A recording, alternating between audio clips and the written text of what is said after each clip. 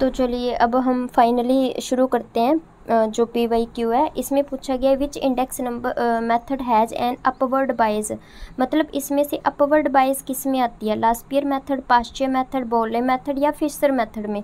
तो जो अपवर्ड बायस है वो किस में आती है, वो लास्पियर मेथड में आती है। तो मैं इसकी एक्सप्लेनेशन दिखाती हूँ आपको। यहाँ पे क्या लिखा हुआ है, द मेन डिसएडवांटेज क्या है, index are that upward bias and tend to overestimate price increase compare to the other price indicate, therefore it tend to overestimate price level. ठीक है, overestimate price level and inflation, this is due to new goods more expensive new goods that cause upward bias. मतलब इसमें क्या होता है कि new goods के according overestimate किया जाता है प्राइस को, मतलब इन्फ्लेशन को ओवर एस्टिमेट किया जाता है, जो लास्पियर मेथड है, इसलिए इसमें क्या आ जाती है, अपवर्ड बायसनेस आ जाती है। सो इसका जो आंसर है ना वो क्या होगा, लास्पियर मेथड होगा। ठीक है, इसकी एक्सप्लेनेशन यहाँ पे दी हुई है। तो ये सबसे बड़ा डिसएडवांटेज है। ठीक है, इंडेक्स नंबर का ये डिसएडवांटेज है, मतलब जो लास्पियर मेथड है उसमें कौन सी बायसनेस आती है, अपवर्ड बायसनेस आती है। और वो अपवर्ड बायसनेस क्यों आती है, आप समझ गए ना क्यों आती है, क्योंकि ओवर एस्टिमेट किया जाता है प्राइस को, ओवर एस्टिमेट के कारण इसमें क्या आ जाती है, अपवर्ड बायसनेस आ जाती है। एक क्वेश्चन मैं और करवाती हूँ, सबसे पहले वो करवा देती हूँ, फिर आपकी प्रॉब्लम थोड़ी दूर हो जाएगी। यहाँ पे लिखा हुआ है लास्पियर मेथड में अपवर्ड बायस आती है। अब ये तो पहचान गए आप, बिल्कुल राइट है ना, बिल्कुल राइट है। और पास्चे जो मेथड है उसमें डाउनवर्ड बायसनेस आती है। अब ये आप देख लीजिए डाउनवर्ड कैसे आती है। Downward bias can occur because the fixed weight in the current period. ठीक है, कहते हैं कि जो डाउनवर्ड बायसनेस की अगर हम बात करें, अकर से बिकॉज क्यों अकर होती है, कारण क्या है, because the fixed weight in the current period it reflect current purchasing pattern after substitution and give more importance to those item that have experienced relatively smaller price change and purchased in large quantity, मतलब कि कम price के ऊपर वो quantities bye करना, मतलब कम price वाली in the base period.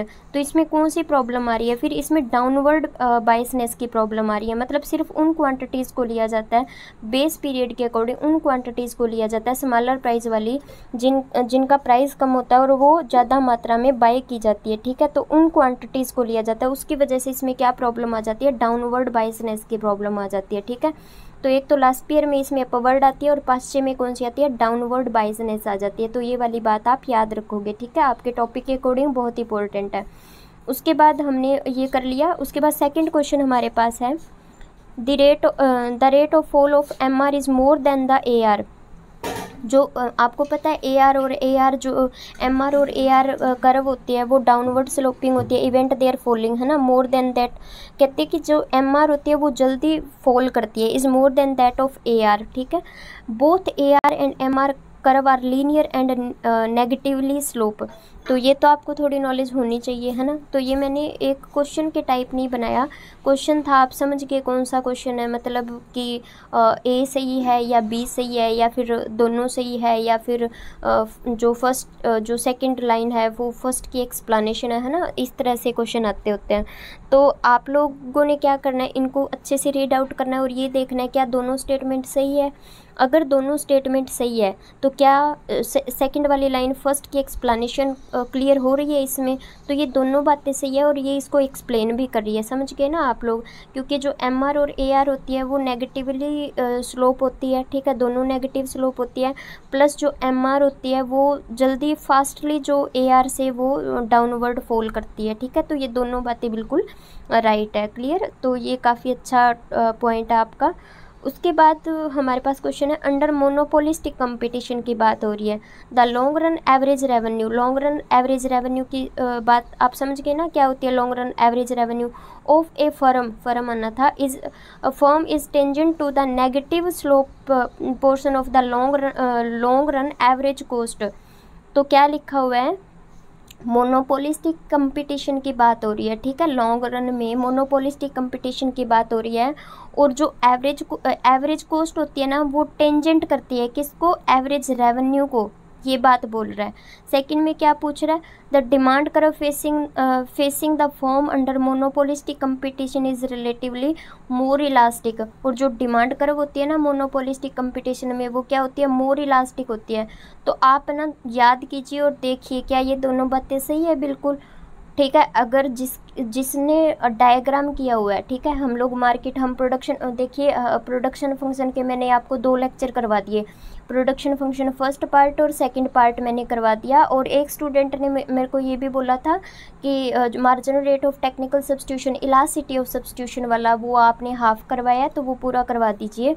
तो वो मैंने ना हाफ तो नहीं करवाया था, मैंने ये बोला था कि कोई न्यूमेरिकल वैल्यू हो तो आप पुट करके वो ऐसे कर लेना। फिर भी अगर हाँ हो सकता है मैंने शायद कोई मिस कर दी हो लाइन, तो मैं फिर से वो टॉपिक छोटा सा है लास्ट में फिर से समझा दूंगी, ठीक है, फॉर एग्जांपल से मैं आपको करवा दूंगी, तो वो आपका अच्छे से हो जाएगा। बिकॉज वो अच्छा क्वेश्चन है, उन्होंने अच्छा किया मेरे को बोल दिया, क्योंकि वहाँ से क्वेश्चन बनते होते हैं, ठीक है। तो प्रोडक्शन फंक्शन के आप दोनों पार्ट कर लेना, मैंने करवा दिए। और उसके बाद मैं जो है वो लास्ट उन्होंने बोला था कि आपने थोड़ा कम करवाया, तो वो मैं आपको पूरा करवा दूंगी, ठीक है। और यहाँ पे अगर आपको डायग्राम पता है मोनोपोलिस्टिक कंपटीशन का, तो आप इजीली इसका आंसर दे सकते हो। मैं आपको इसका आंसर बता देती हूँ। इसका आंसर जो है, ये दोनों लाइनें बिल्कुल सही है, और जो सेकेंड लाइन है वो फर्स्ट को एक्सप्लेन भी कर रही है। क्यों कर रही है? क्योंकि मोनोपोलिस्टिक में ना इलास्टिसिटी बहुत ज़्यादा होती है, मोर इलास्टिक होती है, तो ये तो डिमांड कर्व में मोर इलास्टिक वाली बात बिल्कुल सही है। और मोर इलास्टिक होती है, प्लस जो एवरेज कॉस्ट कर्व है, ठीक है, जो एवरेज कॉस्ट कर्व है वो क्या करती है, टेंजेंट करती है एवरेज रेवेन्यू कर्व को। अब यहाँ पे स्पेस नहीं है, वरना मैं डायग्राम बना देती, बट प्रोडक्शन फंक्शन के बाद हमारा यही टारगेट है कि हम मार्केट स्ट्रक्चर करेंगे। जो भी आपका टॉपिक है ना मार्केट स्ट्रक्चर वाला, वो हम लोग जो है कंप्लीट कर लेंगे, तो उसमें मैं आपको सारा जो है स्ट्रक्चर करवा दूंगी। तो फाइनली आप यहाँ पे ये समझ लीजिए कि मोनोपोलिस्टिक कंपटीशन की क्या कंडीशन होती है, और वहाँ पर हम जो नेक्स्ट लेक्चर में क्या करेंगे, डायग्राम को एक्सप्लेन करेंगे। उसके बाद 4th क्वेश्चन है हमारे पास, according to Milton Friedman, according to Milton Friedman the slope of long run Phillips curve is vertical। अब यहाँ से देखिए आपके पॉइंट भी क्लियर हो रहे हैं कि मिल्टन फ्रीडमैन के अकॉर्डिंग फिलिप्स कर्व कैसा होता है। और इसके बाद the expectation about future inflation are the basic cause of the non existence of the trade off between, मतलब trade off between inflation and unemployment में नॉन एग्जिस्ट करता है, मतलब उनमें जो है आपको पता है कि फिलिप्स कर्व में इन्फ्लेशन और अनएम्प्लॉयमेंट में जो है ट्रेड ऑफ होता रहता है, but according to Milton Friedman उन्होंने क्या बोला था कि नॉन एग्जिस्टेंस होती है। तो आपने दोनों को रीड आउट करना है और ये यहाँ पे आंसर देना है कि क्या ये दोनों सही है या मतलब ये क्या बोल रही है आपस में, इसका आपने राइट आंसर देना है।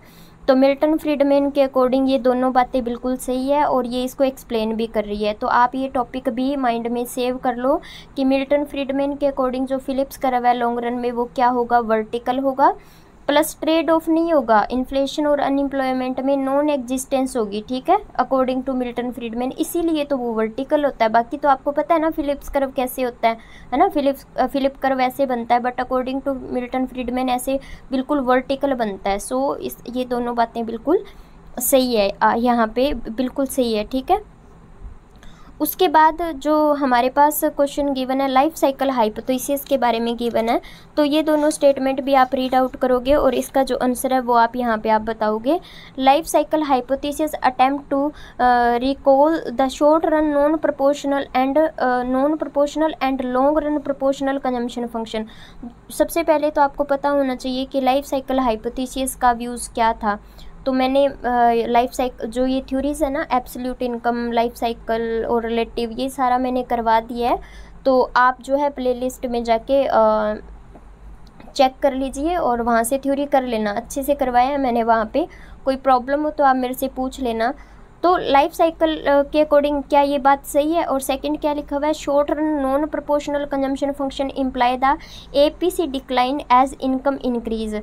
तो मैं आपको पहले ही आंसर बता देती हूँ, ये दोनों बातें रॉन्ग है यहाँ पे, क्योंकि लाइफ साइकिल हाइपोथेसिस में ये बातें है ही नहीं। अब मैं यहाँ पे पूरा आंसर आपको एक्सप्लेन नहीं करूँगी, बिकॉज मैंने ये सारी बातें मैंने आपको वहाँ पे करवा रखी है, थ्योरी में बहुत अच्छे से समझा रखी है कि लाइफ हाइपोथेसिस साइकिल है, उसका मेन व्यूज़ क्या था, वो वहाँ पे आप रीड आउट कर लेना, ठीक है, देख लेना, सुन लेना, प्रॉब्लम हो तो पूछ लेना। ये इसका व्यूज़ नहीं है, तो ये दोनों बातें यहाँ पे बिल्कुल भी सही नहीं है, ठीक है। उसके बाद ये बड़ा अच्छा क्वेश्चन है, हेरोड-डोमर मॉडल। आपको पता है यहाँ से क्वेश्चन बनते होते हैं। हेरोड-डोमर मॉडल के अकॉर्डिंग जो है model assume fixed technical relationship between capital stock and income flow, क्या इसमें टेक्निकल रिलेशनशिप जो है वो फिक्स होता है या फिर द मॉडल अज्यूम करता है फ्लेक्सिबल कैपिटल आउटपुट रेशो। तो इसका आंसर मैं आपको बता देती हूँ, जो फर्स्ट लाइन है ये बिल्कुल सही है, ठीक है, फर्स्ट लाइन बिल्कुल सही है, सेकंड बिल्कुल सही नहीं है क्योंकि वो फ्लेक्सिबल नहीं लेके चलते, कैपिटल आउटपुट रेशो को फ्लेक्सिबल लेकर नहीं चलते, तो ये सेकंड लाइन सही नहीं है। और ये सेवंथ मैंने आपको अच्छे से करवा दिया, तो आप याद रखोगे कि लास्ट पेयर में कौन सी बायसनेस होती है, अपवर्ड वाली, और पास्चर में कौन सी होती है, डाउनवर्ड बायसनेस की प्रॉब्लम आती है। और यहाँ पे मैंने आपको एक्सप्लेन भी कर दिया, कोई प्रॉब्लम हो तो आप पूछ लेना, ठीक है। उसके बाद मैंने ये वाला आपको करवाया हुआ है, जब मैं डिस्पर्सन कर्टोसिस और वो जब स्टेट के टॉपिक करवा रही थी तब आपको मैंने यहाँ पे ये वाला टॉपिक उसमें करवाया हुआ है, ठीक है। तो वो आप स्टैटिक्स वाली जो प्लेलिस्ट है उसमें जाके वो आप देख लेना वहाँ पे। तो इसमें क्या लिखा हुआ है, इन बेल शेप डिस्ट्रीब्यूशन कराओ, बेल शेप मैंने आपको करवाया था ना इस तरह से। The value of mean median mode would be identical, क्या यहाँ पे मीन मीडियन मोड जो है वो आइडेंटिकल होते हैं। और सेकंड लाइन क्या लिखी है, there is no skewness in the series, और अगर वो आइडेंटिकल है तो उनमें कोई भी स्क्यूनेस नहीं होती। तो जिन स्टूडेंट ने किया हुआ है उनको तो आंसर बिल्कुल पता है ना, आपको पता है ना, तो वो ये दोनों बातें बिल्कुल सही है। देखिए बेल शेप में अगर ये मीन मीडियन मोड यहाँ पे आइडेंटिकल है, तीनों अगर आइडेंटिकल है तो इसमें कोई भी स्क्यूनेस नहीं होती, डाटा में कोई भी स्क्यूनेस नहीं होती, समझ रहे हो ना, कोई भी स्क्यूनेस नहीं होती, देयर इज़ नो स्क्यूनेस, अगर वो आइडेंटिकल है तो कोई भी स्क्यूनेस नहीं होती। तो ये दोनों बातें बिल्कुल राइट है यहाँ पे, ठीक है, और ये एक्सप्लेन भी इसको कर रही है, तो यहाँ पे कोई प्रॉब्लम नहीं है, ठीक है, ये बिल्कुल सही है यहाँ पे। उसके बाद 9th क्वेश्चन है, आपने क्या करना है, क्रोनोलॉजिकल ऑर्डर करना है यहाँ पे। तो मैं आपको क्वेश्चन दे रही हूँ, पहले ही बोल रही हूँ, आपको मैं सिर्फ 2 क्वेश्चन दे रही हूँ, आप मेरे को बताओगे कि principle of political economy and taxation किसने दिया है, ये जो ये है ना बुक, ये किसने दिया, और रिवीजन ऑफ डिमांड थ्योरी किसने दिया। आप मेरे को 2 आंसर बताओगे कमेंट बॉक्स में, ठीक है, ये मैंने आपको काम दे दिया। और अब आपने क्या करना है, अब आप इसको क्रोनोलॉजिकल ऑर्डर में कर दो, ठीक है, कि पहले कौन सा आएगा दूसरा कौन सा आएगा, वीडियो को पॉज करके आप अपना आंसर दे देना। बाकी मैं जो है आपको आंसर बता देती हूँ। सबसे पहले कौन सी आई थी, सबसे पहले जो है principle of political economy I थी, मतलब पहले सेकंड आएगा, फिर कौन सा आएगा, फिर जो है the general theory of employment interest and money, ठीक है, फिर जनरल थ्योरी आई थी, ये तो आपको याद होगी कौन सी है। उसके बाद वैल्यू एंड कैपिटल आएगी, मतलब फर्स्ट आएगा, और उसके बाद कौन सी आएगी, थर्ड आएगी, रिवीजन ऑफ डिमांड थ्योरी आएगी, ठीक है। तो इस 9th का आपको आंसर मिल गया। 10th में क्या लिखा है, क्रोनोलॉजिकल ऑर्डर करना है, तो ये भी थ्योरी बहुत इंपॉर्टेंट है। सबसे पहले कौन सी थ्योरी आई थी, ये तो सबको आता ही है ना, तो बताने की ज़रूरत नहीं है। चलिए मैं एक्सप्लेन कर देती हूँ यहाँ पे, मतलब आंसर बता देती हूँ। पहले थर्ड आएगा, एब्सोल्यूट सबसे पहले आई थी, फिर रिलेटिव आई थी, मतलब फर्स्ट आएगा, उसके बाद परमानेंट आई थी, और सबसे लास्ट में लाइफ साइकिल हाइपोथेसिस आई थी। तो आपका ये वाला आंसर ऐसे आप क्रोनोलॉजिकल ऑर्डर कर सकते हो, ठीक है। आई होप आप समझ गए होंगे, और जो भी मैंने बुक्स के बारे में बताया, सिलेबस के बारे में बताया, वो भी आपने कर लिया होगा ना। मिलते हैं आपसे नेक्स्ट लेक्चर में, और कोई भी प्रॉब्लम हो कोई भी तो आप मेरे से कमेंट बॉक्स में पूछ सकते हो। और thank you so much. Okay, मिलते हैं नेक्स्ट लेक्चर में, बाय।